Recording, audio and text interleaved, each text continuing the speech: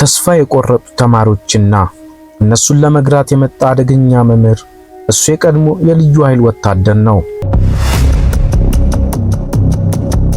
ዛሬ ደግሞ በጦር ሜዳ ሳይሆን በክፍል ውስጥ ትልቁን ጦርነት ይገጥማል። ሄነሪ እግሩን ታከቺ ወደ ተባለው ትምህርት ቤት ሲረግጥ ሁኔታው ትምህርት ቤት ሳይሆን ፈራርሶ ሊወድቅ የተቃረበ ምሽግ ይመስላል። የትምህርት ቤቱ ውጤት አዘቅት ውስጥ በመግባቱ መዘጋቱ የማይቀር ቢሆንም የመጨረሻው ተስፋ ተደርጎ የተመደበው ግን ሄነሪ ነው። ተማሪዎቹ ግን እንዲህ በቀላሉ እጅ የሚሰጡ አይደሉም።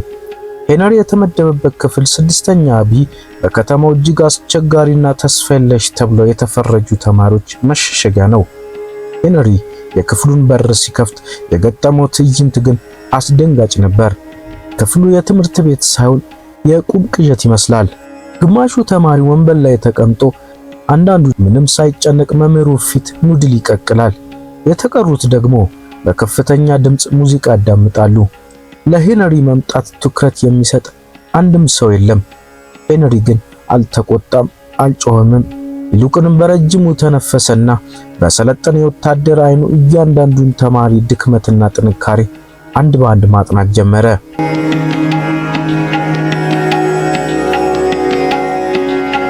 ይህ ክፍል ለተራ መምህር ገሃነም ሊሆን ይችላል።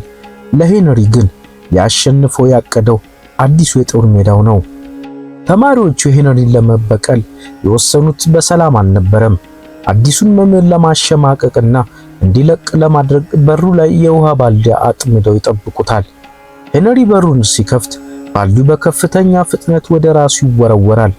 ነገር ግን ተማሪዎቹ የጠበቁት ሳቅና የሄነሪ መርጠብ አልነበረም። ይልቁንም ሄነሪ በሚያስደንቅ የጦር ሜዳ ቅልጥፍናና በመብረቅ ፍጥነት ባልዲውን በአየር ላይ ከነሙሉ ውሃው ይመታዋል። ክፍሉ በድንገት ጭጭ ይላል። ሁሉም ተማሪ በአግራሞት አፋቸውን ይከፍታሉ። ሄነሪ ግን ተማሪዎችን ግርምት ለጥቅሙ አዋለበት። በተለመደ ሰሌዳ ላይ ትምህርት እነዚህን አመፀኛ ልጆች መለወጥ እንደማይቻል ጠንቅቆ ያውቃል። ስለዚህ ትምህርቱን ከተማሪዎች ኪስና ከዕለት ተዕለት ውሏቸው ጋር አያያዘው። መጽሐፉን ከፍቶ ኬሚስትሪ ከማለት ይልቅ ተማሪዎች የሚጠቀሙባቸውን የሲጋራ አይነቶችና የኃይል ሰጪ መጠጦችን ወደ ጠረጴዛው ያመጣል። ይህ በሰውነታችሁ ውስጥ ምን እንደሚሰራ ታውቃላችሁ በማለት የባዮሎጂና የኬሚስትሪ ሳይንስ በጋዶ ዓለም እያሳያቸው ማብራራት ይጀምራል።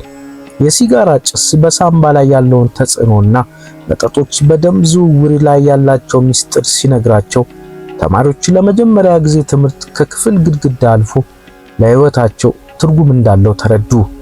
ያ መምህሩን ለማሾፍ የሞከረው ክፍል አሁን የሄነሪን እያንዳንዱን ቃል ለመስማት ጆሮን ጥሎ ማዳመጥ ጀምሯል። በመቀጠል ሄነሪ የእያንዳንዱን ተማሪ ፋይል ማገላበጥ ይጀምራል። ሄነሪ የእያንዳንዱን የተማሪዎችን ፋይል ካገላበጠ በኋላ የተማሪዎችን ቤት መጎብኘት ይጀምራል። መጀመሪያ ዙዋ የተባለውን ፓኪስታናዊ ተማሪ ያገኘዋል። ዙዋ የሙዚቃ ፍቅር ቢኖረውም በዘሩ ምክንያት መድሎ ይደርስበታል። አባቱም ሙዚቃ እንዲተው ያስገድዷል። አንድ ቀን ሄነሪ ዙዋን ለማግኘት ሲሄድ ብዙ ሰዎች ሲያባረሩት ይደርስና በሚገርም ድፍረትና ማርሻል አርት ጥበብ ይረዳዋል። ከዚያም ዙዋ ችሎታውን በአደባባይ እንዲያሳይ በማበረታታት በራሱ እንዲተማመን ያደርገዋል።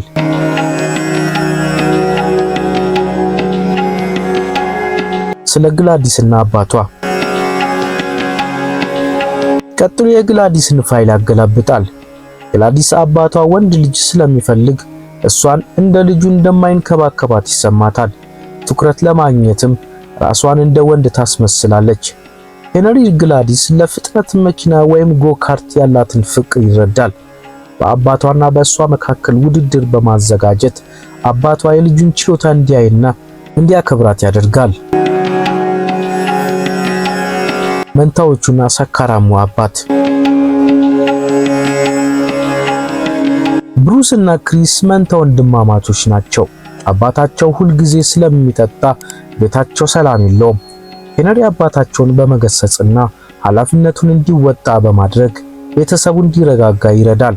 ልጆቹም ተስፋ አግኝተው በትምህርታቸው ላይ ማተኮር ይጀምራሉ። በመቀጠል ስለ ጃክና የወንጀለኞች ቡድን መመርመር ይጀምራል። ጃክ የክፍሉ መሪ ቢሆንም ኬን ከተባለ የወንጀለኛ ቡድን ጋር ተቀላቅሏል። ሄነሪ ጃክን ፍለጋ ወደ አንድ የድብቅ ፊልሚያ ቦታ ወይም ኤምኤምኤ ጂም ይሄዳል። ድባቡ በጭስና በላብ ሽታ የታፈነ ነው። በከተማዋ ጥግ በሚገኝ አንድ አሮጌ መጋዘን ውስጥ የኤምኤምኤ የድብቅ ፊልሚያ እየተካሄደ ነው። የሰዎቹ ጩኸትና የደም ጥማት ግድግዳዎቹን ያናውጧል። ሄነሪ ወደ ቦታው ሲገባ ማንም ትኩረት አልሰጠውም ነበር። ተራ መምህር ይመስላል። ነገር ግን አይኖቹ እንደ አሞራ አካባቢን ይቃኛሉ። በዚህን ጊዜ ጃክን ሎከር ውስጥ እንደቆለፉበት ይረዳል። የኬን አጃቢዎች ሄነሪን ሲያዩት በፌስ ሳቁ። ይህ መምህር እዚህ ምን ያደርጋል? በማለት አንደኛው ግዙፍ ተፋላሚ ወደ ሄነሪ ተጠጋ። ሄነሪ ግን አልተንቀጠቀጠም። ጃክን ይዤው እሄዳለሁ አለ ሄነሪ በረጋ ድምፅ። ወዲያው ግጭቱ ተቀሰቀሰ። የሄነሪ ወታደራዊ ብቃት እዚህ ጋር መታየት ጀመረ። እንቅስቃሴው እንደ መብረቅ የፈጠነ ነበር።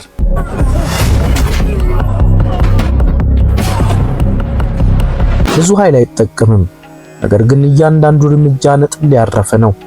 ወደሱ የተሰነዘረውን ጡጫ በቀላሉ በማለፍ የጥቃቱን አቅጣጫ ወደ አጥቂ በመመለስ በሰከንዶች ውስጥ 3 ሰዎችን መሬት ላይ ዘረራቸው።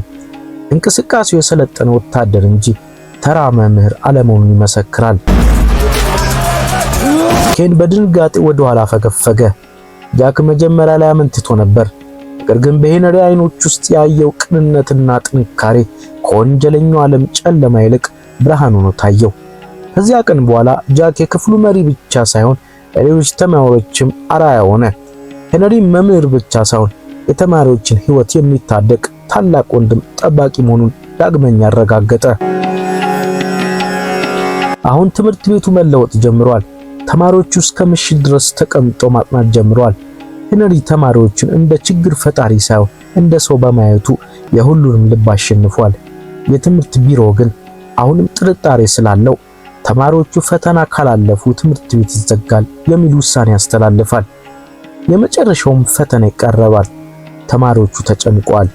ሄነሪ ግን ለወደፊት ሕይወታቸው ትጉ የሚል ንግግር ያደርግላቸዋል።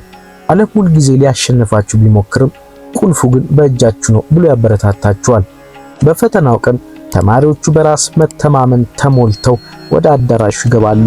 አስተማሪነት መጽሐፍ ማንበብ ብቻ ሳይሆን የአንድን ትውልድ ተስፋ መጠበቅ እንደሆነ ይረዳል።